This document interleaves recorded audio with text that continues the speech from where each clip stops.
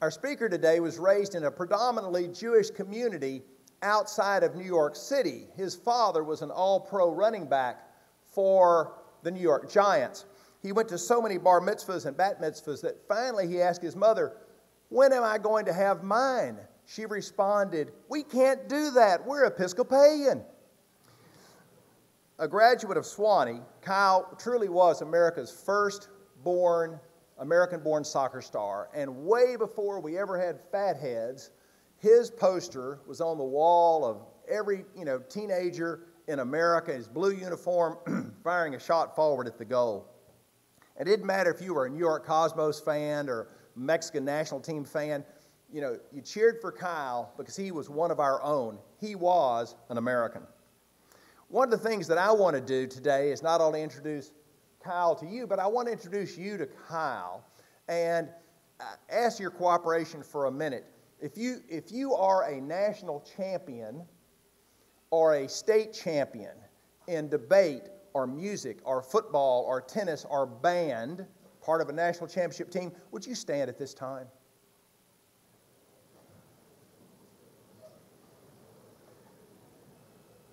Kyle, welcome to MBA. ABC, please be seated.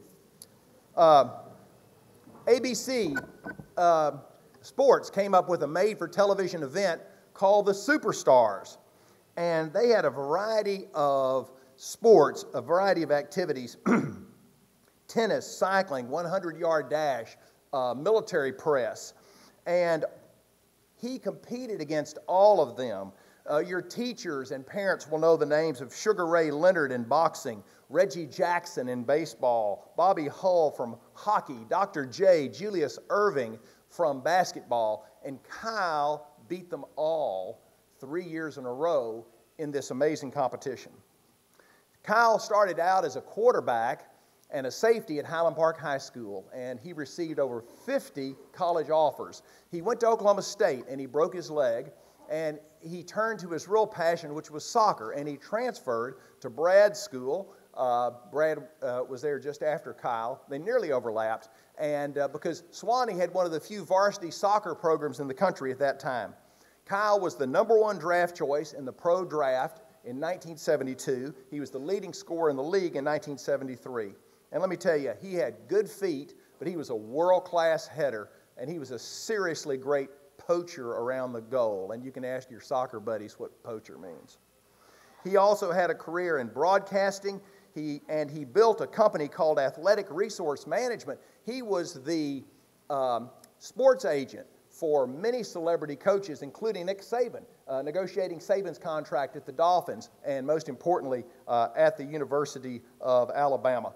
Please give a warm, big red welcome to America's first superstar in soccer, Kyle Rote Jr.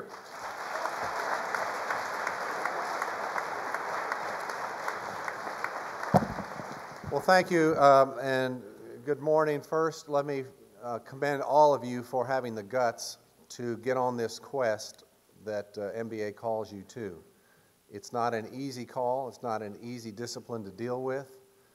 There are great resources here that many of you are taking advantage of, but a lot of people back off whenever they're given the opportunity to get in such a strong, disciplined, positive environment, and all of you have agreed to do that. As Bill said, I happen to be a Christian. This is not going to be a sermon, but I do want to give you a perspective that comes out of Scripture, out of 1 Timothy, that applies absolutely to every single one of you, whether you're in 7th grade or you're headed off to college this next year. It's out of 1 Timothy 4:12. It says this: "Let no one look down upon you because of your youth. Rather be an example to other believers in word and conduct and love, spirit and faith and in purity." And whether you're part of the great debate teams that come out of here, whether you're part of the baseball team that wasn't mentioned that has also been very successful here, whatever you are part of, your giftedness, I hope that you will in some way understand that it is a gift, but it's also a gift that all of us can have benefit from, and I hope that you will develop those giftedness to the full potential, and MBA is the kind of platform that can give you the opportunity to do that. I want to clarify just a couple of things that Bill said. Not that he was wrong, but I would say that being the best soccer player in America in 1967 or 68 is like being the best third baseman from Iceland. You know, who cares? It doesn't make any difference. Soccer was considered a communist sport in some parts of America. Back in the late 60s, I was the first convert to that, and I had to continually carry around an American flag with me to remind people I have not converted to communism. I'm still an American, and that kind of thing. About that time, the New York Times wrote this article, and I tried to remind people that in our joint careers, Pelé, the greatest player of all time from Brazil, that in our joint careers, he and I together scored about 1,300 goals. Of that total, the 100 that I scored were clearly the most difficult and the greatest of all of those 1,300. And the New York Times one time said, well, Pelé and I were mentioned in the same sentence, which I just rejoiced in because I'd never won a World Cup championship like he did, the 3 that he was part of. But the sentence was, Kyle wrote, he's no Pele. So I just had to understand what I was not as well. One of the great things about your gathering here together, I don't know that I have been with as much testosterone and as much male discipline since I spoke up at West Point about a decade ago. And I was excited when Bill and Brad made the opportunity available to be able to come over and to share just a couple of moments with you. One of the things that is part of my background, Bill mentioned, was Superstars competition, and I did win the competition 3 times.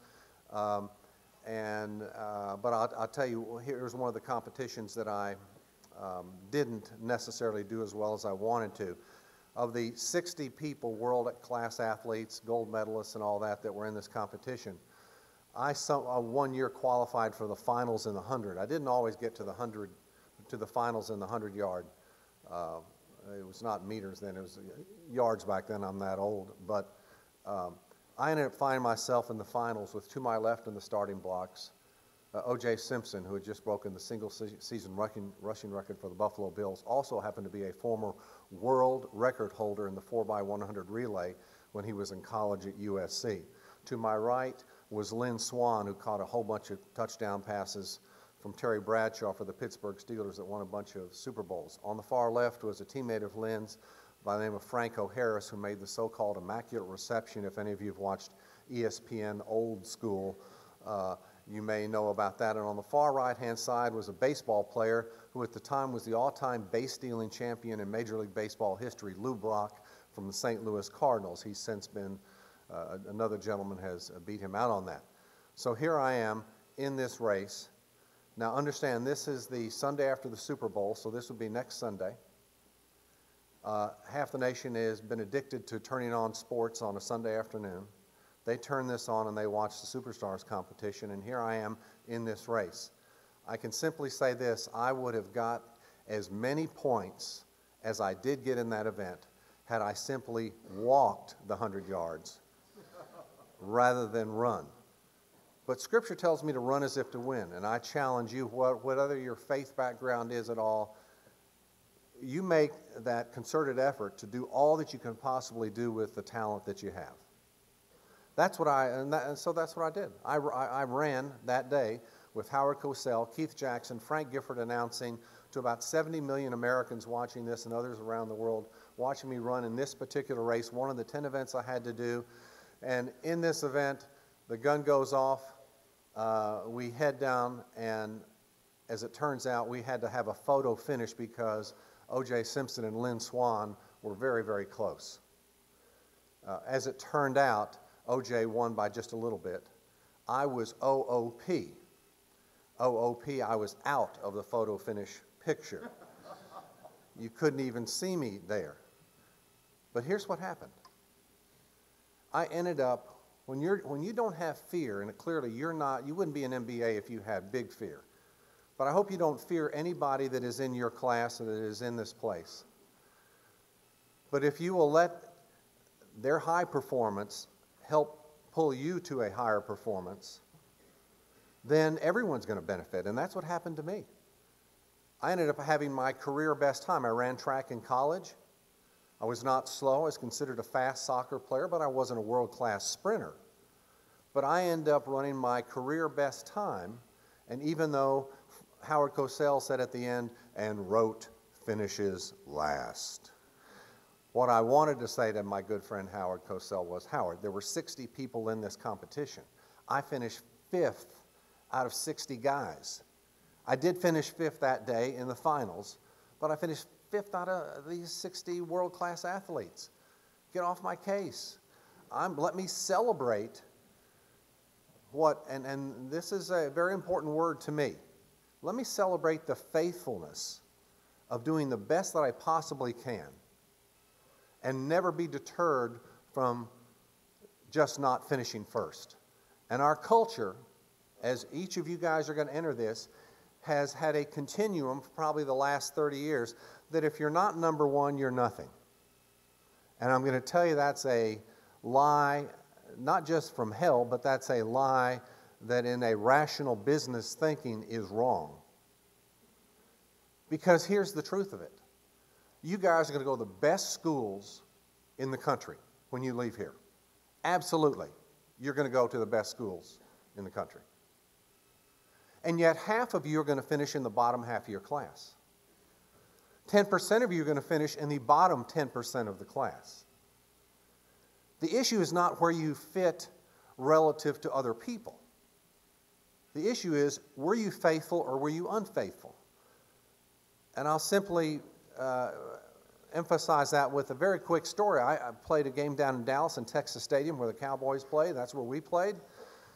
One of my opening games ended up having an amazing situation. I scored a couple of goals in the first half. We're ahead. And I am now thinking not of winning the game. I've kind of assumed we've already going to win the game. And I used to run back and be a very good defensive header of the ball, as has been mentioned. So whenever someone had an opportunity to try to score against my team, I try to go back and help our defense and try to be a good header and knock the ball away. But I had 2 goals. And if I would just save some of my energy, I might be able to get 3 goals and have a hat trick. Whether it's in hockey, whether it's in soccer, whether it's in any other sport, scoring 3 goals is a pretty big deal. And I'm embarrassed in some ways to tell you, but the truth of it is, the selfishness of my second half performance was that I stayed down in the offensive end of the field to save my energy, to try to get that 3rd goal. The next day, the Dallas Morning News says, Rote leads Dallas to a big win over Toronto. And the general public didn't know. Clearly, the writers of the article didn't know. But my teammates knew, my coach knew, I knew that that was one of the worst performances of my life because I abandoned what I had always done. I abandoned the discipline of what I had always done. And so I want to challenge you not to be valedictorian, not to be salutatory, not that those aren't good, legitimate values. I founded a TV show for CBS called The Knowledge Bowl and ran that for 18 years, and I learned that there are 3 kinds of truth. There's essential truth, there's trivial truth, and there's important truth. And what you do here at MBA is not trivial. It's maybe even more than just important. But the essential truth that you need to know is the issue that you're competing with is faithfulness versus unfaithfulness. And what I told you that I did in Texas Stadium that day, that was an unfaithful performance. I regret. So I challenge you as you're on this quest for authentic manhood, that MBA gives you a platform to be able to achieve. And as you, as future leaders of certainly this state and this region of the country, that you will be focused not on having to finish first place at all cost.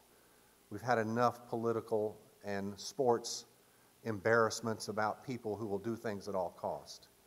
But that you will be faithful. Faithful to yourself, faithful to the giftedness that God's given you, faithful to MBA, faithful to your classmates.